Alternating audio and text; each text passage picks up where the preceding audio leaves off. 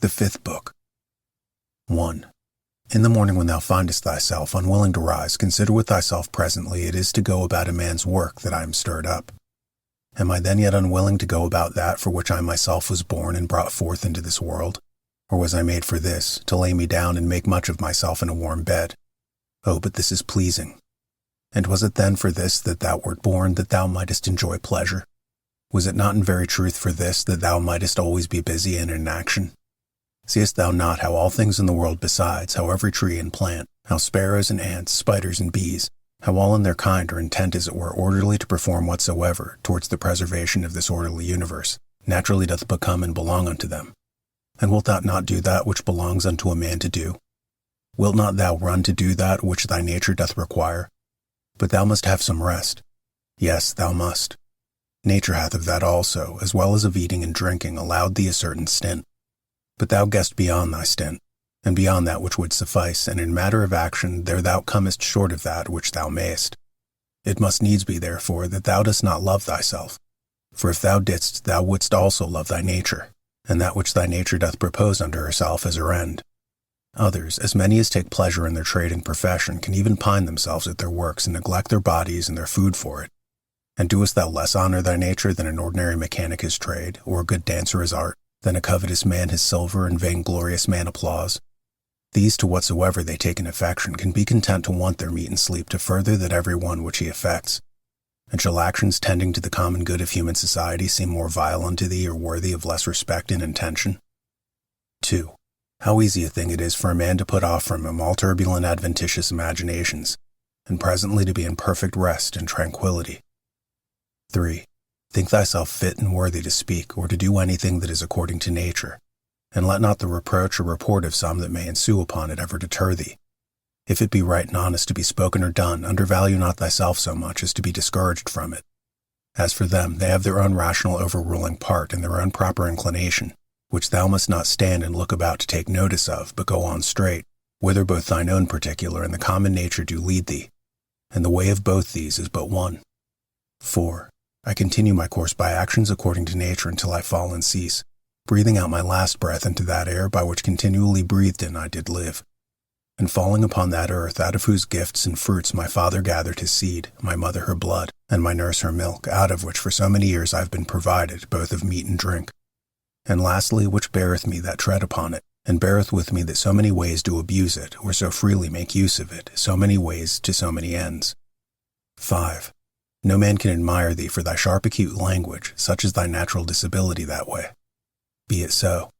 Yet there be many other good things, for the want of which thou canst not plead the want or natural ability.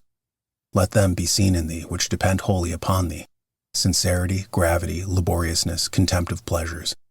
Be not querulous, be content with little, be kind, be free. Avoid all superfluity, all vain prattling.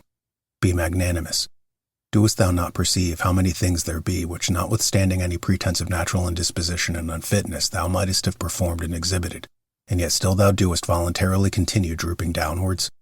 Or wilt thou say that it is through defect of thy natural constitution that thou art constrained to murmur, to be base and wretched to flatter, now to accuse and now to please and pacify thy body, to be vainglorious, to be so giddy-headed and unsettled in thy thoughts? Nay, witnesses be the gods. Of all these thou mightest have been rid long ago. Only this thou must have been contented with, to have borne the blame of one that is somewhat slow and dull, wherein thou must so exercise thyself as one who neither doth much take to heart this natural defect, yet not pleaseth him in it. 6. Such there be who, when they have done a good turn to any, are ready to set them on the score for it and to require retaliation. Others there be who, though they stand not upon retaliation to require any, yet they think with themselves nevertheless that such a one is their debtor, and they know as their word is what they have done. Others again there be who, when they have done any such thing, do not so much as know what they have done, but are like unto the vine which beareth her grapes, and when once she hath borne her own proper fruit is contented and seeks for no further recompense. As a horse after a race, and a hunting dog when he hath hunted, and a bee when she hath made her honey, look not for applause and commendation, so neither doth that man that rightly doth understand his own nature when he hath done a good turn. But from one doth proceed to another, even as the vine after she hath borne fruit in her own proper season is ready for another time. Thou therefore must be one of them who what they do barely do it without any further thought, and are in a manner insensible of what they do. Nay, but, Will some reply perchance, this very thing a rational man is bound unto to understand what it is that he doeth, for it is the property, say they, of one that is naturally sociable to be sensible, that he doth operate sociably. Nay, and to desire that the party himself that is sociably dealt with should be sensible of it too. I answer, that which thou sayest is true indeed, but the true meaning of that which is said thou dost not understand, and therefore art thou one of those first whom I mentioned. For they also are led by a probable appearance of reason. But if thou dost desire to understand truly what it is that is said, fear not that thou shalt therefore give over any sociable action. 7. The form of the Athenians' prayer did run thus: O rain, rain, good Jupiter, upon all the grounds and fields that belong to the Athenians. Either we should not pray at all, or thus absolutely and freely, and not everyone for himself in particular alone. 8. As we say commonly, the physician hath prescribed unto this man riding, unto another cold baths, unto a third to go barefoot. So it is alike to say, the nature of the universe hath prescribed unto this man sickness, or blindness, or some loss, or damage, or some such thing. For as there when we say of a physician that he hath prescribed anything, our meaning is, that he hath appointed this for that, as subordinate and conducing to health. So here, whatsoever doth happen unto any is ordained unto him as a thing subordinate unto the fates. And therefore do we say such things as they do simvanein, that is, happen or fall together. As of square stones, when either in walls or pyramids in a certain position they fit one another and agree as it were in a harmony, the masons say, that they do simvanein. As if thou shouldest say, fall together. So that in the general, though the things be diverse that make it, yet the consent or harmony itself is but one. And as the whole world is made up of all the particular bodies of the world, one perfect and complete body, of the same nature that particular bodies, so in the destiny of particular causes and events, one general one, of the same nature that particular causes are. What I now say, even they that are mere idiots are not ignorant of. For they say commonly, tauto eferen afto, that is, this his destiny hath brought upon him. This therefore is by the fates properly and particularly brought upon this, as that unto this in particular is by the physician prescribed. These therefore let us accept of in like manner, as we do those that are prescribed unto us by our physicians. For them also in themselves shall we find to contain many harsh things. But we nevertheless in hope of health and recovery accept of them. Let the fulfilling and accomplishment of those things which the common nature hath determined be unto thee as thy health.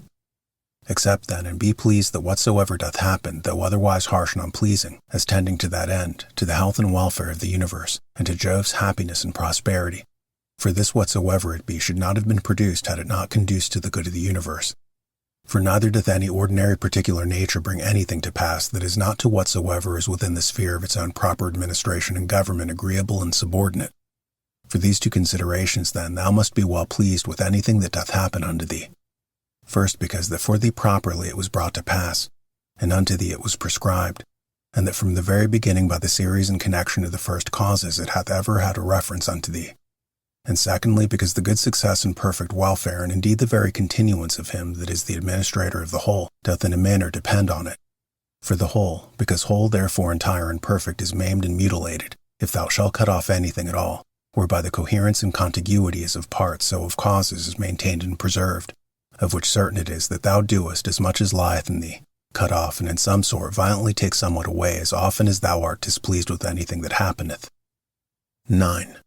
Be not discontented, be not disheartened, be not out of hope, if often it succeed not so well with thee punctually and precisely to do all things according to the right dogmata, but being once cast off, return unto them again. And as for those many and more frequent occurrences, either of worldly distractions or human infirmities, which as a man thou canst not but in some measure be subject unto, be not thou discontented with them. But however, love and affect that only which thou dost return unto, a philosopher's life and proper occupation after the most exact manner.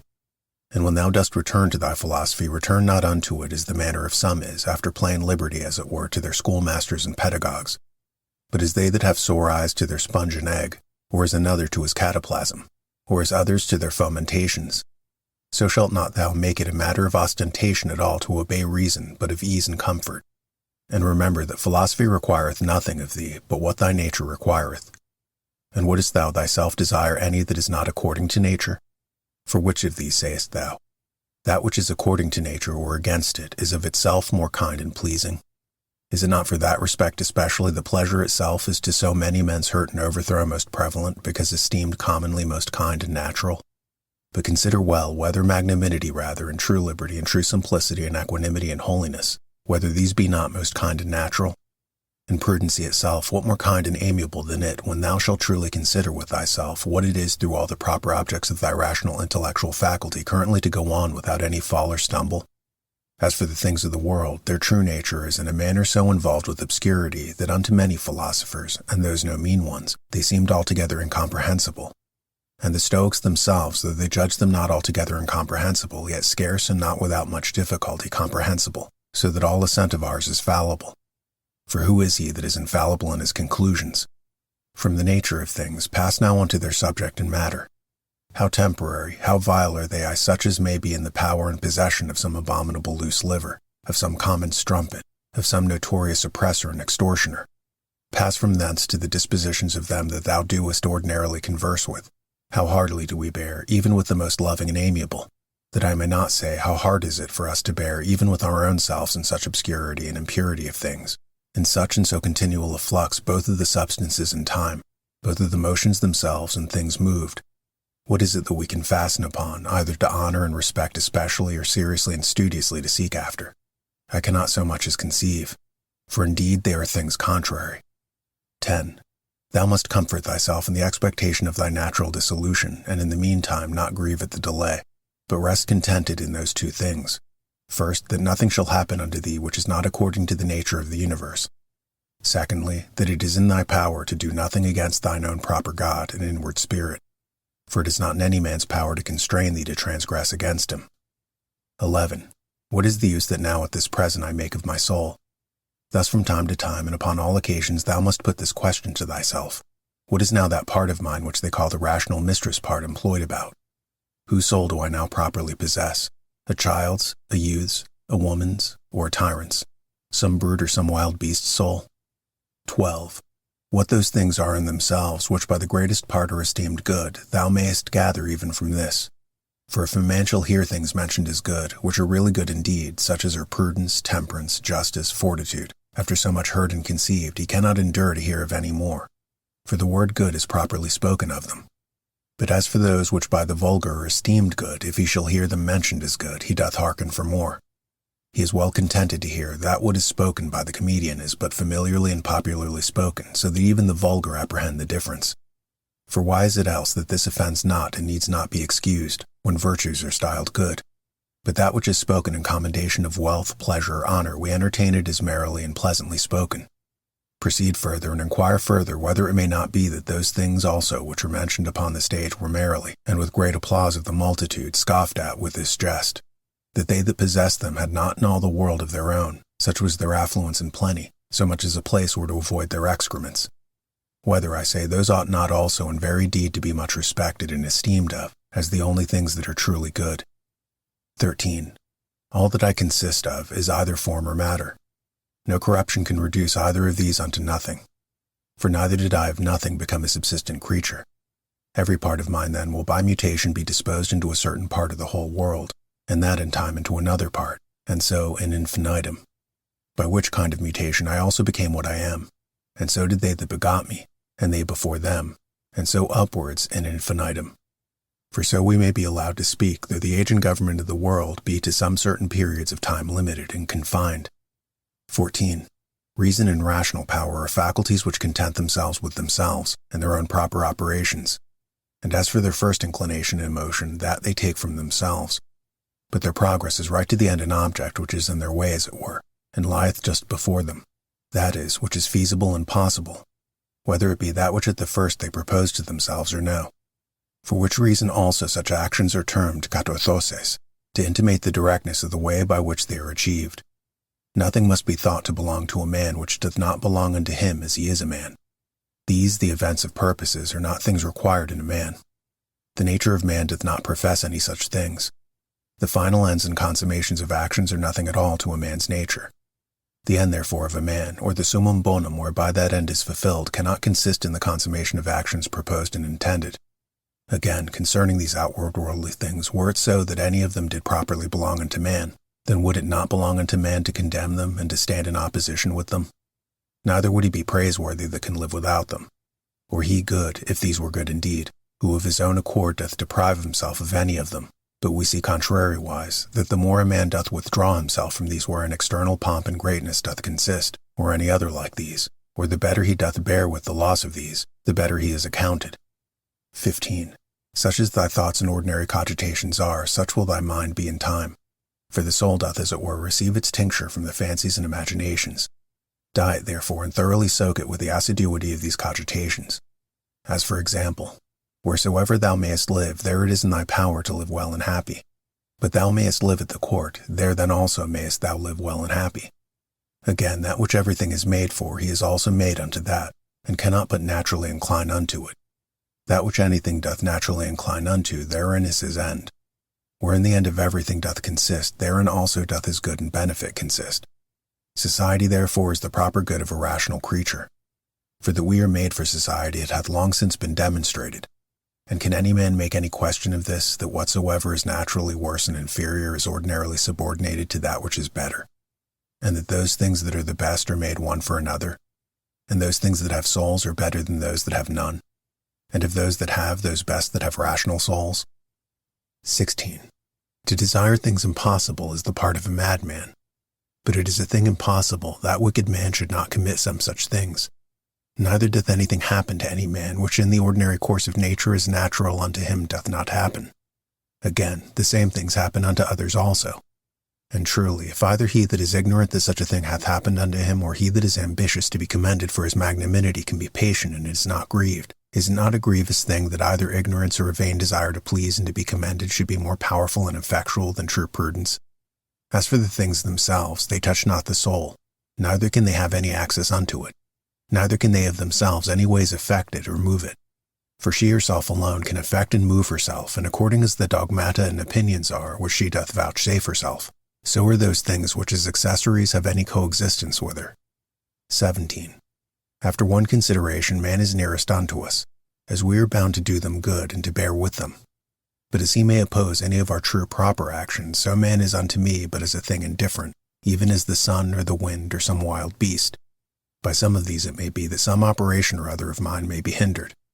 However, of my mind and resolution itself there can be no let or impediment by reason of that ordinary constant both exception or reservation wherewith it inclineth, and ready conversion of objects, from that which may not be to that which may be, which in the prosecution of its inclinations as occasion serves, it doth observe. For by these the mind doth turn and convert any impediment whatsoever to be her aim and purpose, so that what before was the impediment is now the principal object of her working, and that which before was in her way is now her readiest way. 18. Honor that which is chiefest and most powerful in the world, and that is it which makes use of all things and governs all things. So also in thyself, honor that which is chiefest and most powerful, and is of one kind in nature with that which we now spake of. For it is the very same which being in thee turneth all other things to its own use, and by whom also thy life is governed. 19. That which doth not hurt the city itself cannot hurt any citizen. This rule thou must remember to apply and make use of upon every conceit and apprehension of wrong. If the whole city be not hurt by this, neither am I certainly. And if the whole city be not, why should I make it my private grievance? Consider rather what it is wherein he is overseen that is thought to have done the wrong. Again, often meditate how swiftly all things that subsist and all things that are done in the world are carried away, and as it were conveyed out of sight. For both the substance themselves we see as a flood and are in continual flux, and all actions in a perpetual change, and the causes themselves subject to 1,000 alterations. Neither is there anything almost that may ever be said to be now settled and constant. Next unto this, and which follows upon it, consider both the infiniteness of the time already past and the immense vastness of that which is to come, wherein all things are to be resolved and annihilated. Art not thou then a fool who for these things art either puffed up with pride or distracted with cares? Or canst find in thy heart to make such moans as for a thing that could trouble thee for a very long time? Consider the whole universe whereof thou art but a very little part, and the whole age of the world together, whereof but a short and very momentary portion is allotted unto thee, and all the fates and destinies together, of which how much is it that comes to thy part and share? Again, another doth trespass against thee. Let him look to that. He is master of his own disposition and of his own operation.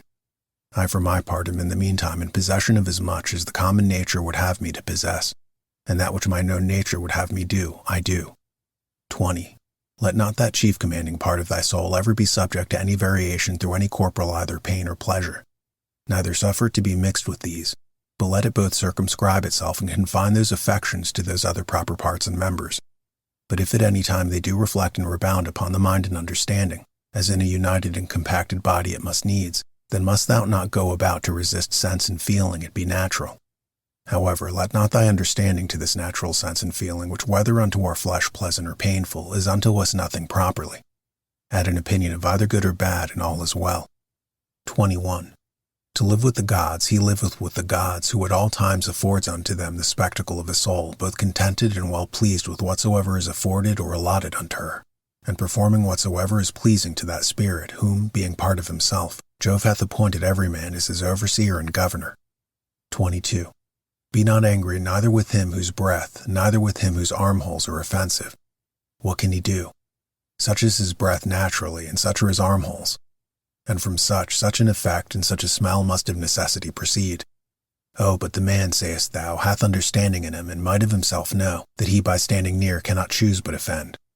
And thou also, God bless thee, hast understanding. Let thy reasonable faculty work upon his reasonable faculty. Show him his fault, admonish him. If he hearken unto thee, thou hast cured him, and there will be no more occasion of anger. 23. Where there shall neither roarer be, nor harlot. Why so? As thou dost propose to live, when thou hast retired thyself to some such place, where neither roarer nor harlot is, so mayest thou hear. And if they will not suffer thee, then mayest thou leave thy life rather than thy calling. But so is one that doth not think himself anyways wronged. Only as one would say, here is a smoke, I will out of it. And what a great matter is this! Now till some such thing force me out, I will continue free. Neither shall any man hinder me to do what I will. And my will shall ever be by the proper nature of a reasonable and sociable creature, regulated and directed. 24. That rational essence by which the universe is governed is for community and society, and therefore hath it both made the things that are worse for the best, and hath allied in it together those which are best as it were in a harmony. Seest thou not how it hath subordinated and coordinated, and how it hath distributed unto everything according to its worth? And those which have the preeminency and superiority above all hath it united together into a mutual consent and agreement. 25. Hast thou carried thyself hitherto towards the gods, towards thy parents, towards thy brethren, towards thy wife, towards thy children, towards thy masters, thy foster fathers, thy friends, thy domestics, thy servants? Is it so with thee that hitherto thou hast neither by word or deed wronged any of them? Remember withal through how many things thou hast already passed, and how many thou hast been able to endure, so that now the legend of thy life is full and thy charge is accomplished. Again, how many truly good things have certainly by thee been discerned? How many pleasures, how many pains hast thou passed over with contempt? How many things eternally glorious hast thou despised? Towards how many perverse unreasonable men hast thou carried thyself kindly and discreetly? 26. Why should imprudent unlearned souls trouble that which is both learned and prudent? And which is that is so? She that understandeth the beginning and the end, and hath the true knowledge of that rational essence that passeth through all things subsisting, and through all ages being ever the same, disposing and dispensing as it were this universe by certain periods of time. 27. Within a very little while thou wilt be either ashes or a skeleton, and a name perchance, and perchance not so much as a name. And what is that but an empty sound and a rebounding echo? Those things which in this life are dearest unto us and of most account, they are in themselves but vain, putrid, contemptible. The most weighty and serious if rightly esteemed, but as puppies biting one another, or untoward children now laughing and then crying. As for faith and modesty and justice and truth, they long since, as one of the poets hath it, have abandoned this spacious earth and retired themselves unto heaven. What is it then that doth keep thee here, if things sensible be so mutable and unsettled, and the senses so obscure and so fallible, and our souls nothing but an exhalation of blood, and to be in credit among such be but vanity? What is it that thou dost stay for, an extinction or translation? Either of them with a propitious and contented mind. Be still that time come, what will content thee? What else but to worship and praise the gods, and to do good unto men, to bear with them and to forbear to do them any wrong, and for all external things belonging either to this thy wretched body or life, to remember that they are neither thine nor in thy power. 28. Thou mayest always speed if thou wilt but make choice of the right way, if in the course of both thine opinions and actions thou wilt observe a true method. These two things be common to the souls, as of God, so of men, and of every reasonable creature. First, that in their own proper work they cannot be hindered by anything, and secondly, that their happiness doth consist in a disposition to and in the practice of righteousness, and that in these their desire is terminated. 29. If this neither be my wicked act, nor an act anyways depending from any wickedness of mine, and that by it the public is not hurt, what doth it concern me? And wherein can the public be hurt? For thou must not altogether be carried by conceit and common opinion. As for help, thou must afford unto them after thy best ability, and as occasion shall require, though they sustain damage but in these middle or worldly things. But however, do not thou conceive that they are truly hurt thereby, for that is not right. But as that old foster father in the comedy, being now to take his leave, doth with a great deal of ceremony require his foster child's rumpus, or rattle-top, remembering nevertheless that it is but a rumpus, so here also do thou likewise. For indeed, what is all this pleading and public bawling for at the courts? O man, hast thou forgotten what those things are? Yea, but they are things that others much care for and highly esteem of. Wilt thou therefore be a fool too? Once I was. Let that suffice. 30. Let death surprise me when it will and where it will, I may be evmoidos, or a happy man nevertheless. For he is a happy man who in his lifetime dealeth unto himself a happy lot and portion. A happy lot and portion is good inclinations of the soul, good desires, good actions.